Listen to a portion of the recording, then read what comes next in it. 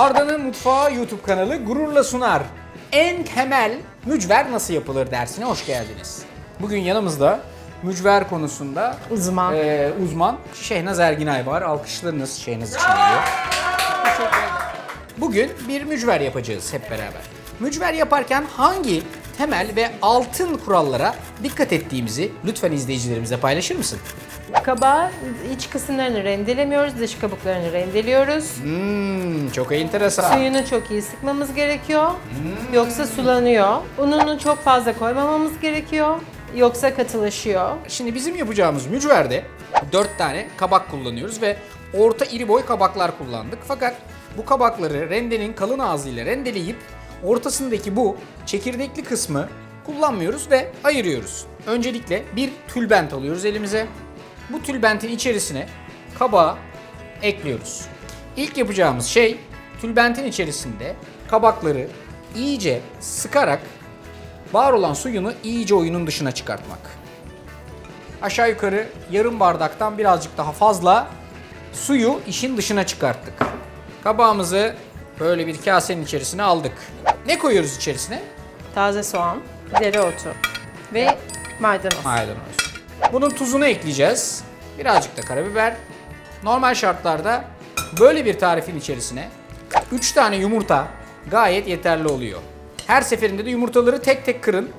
Bence bunun kıvamı yeter. Sence iyi mi? Tamam, güzel, gayet güzel. Ama bir tane daha koysak hayır demezsin anlamı. Demem. Un ne kadar koyuyoruz? 5 yemek kaşığı un Ama koyuyorum. unu da aynı şekilde ölçekleyerek koyalım. Kabağın suyunu ne kadar sıktığınla, yumurtanın büyüklüğüyle bunların hepsi mücverin kıvamını önemli şekilde etkileyecek unsurlar. Buradan mücverimizden alıyoruz hocam. Çift kaşık mı yapıyorsun? Buyurun Yoksa hocam. Rica ederim. Buyurun. Buyurun. Lütfen. Sahne sizin. Hemen böyle bir rol... İşte bu! Hemen böyle rol çalmaya çalışmayalım. Ama gördüğünüz gibi kaşık konusunda teknikte bir hafif. Aynen bu. Mücverde yağınız böyle aşırı derecede yanar vaziyette olmayacak. Mücveri güzelce pişirecek fakat yakmayacak. 2 parmak yağ da gayet yeterli olacaktır. Pişince güzelce çevireceksiniz. Olay bundan ibaret. Şehnaz. Efendim?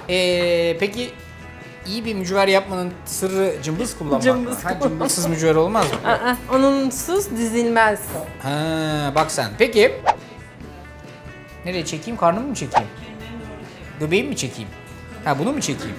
Neyi çekeyim? Söyle de çekelim yani. Göbeğimi çek diyor. Göbeğin yok ki. Göbeğim yok ki. Neyse biz mücvere geri dönelim. Efendim mücverinize yoğurtlayıp yiyorsunuz. Bak. İşte bunlar hep 3 yumurta koymaktan. Sulu sulu. Mücver gerçekten Türkiye'de en sevilen ürünlerden bir tanesi. Özellikle yaz kızartmalarında 10 numaradır. İstedik ki size bunun temelini bu şekilde verelim. Harika olmuş.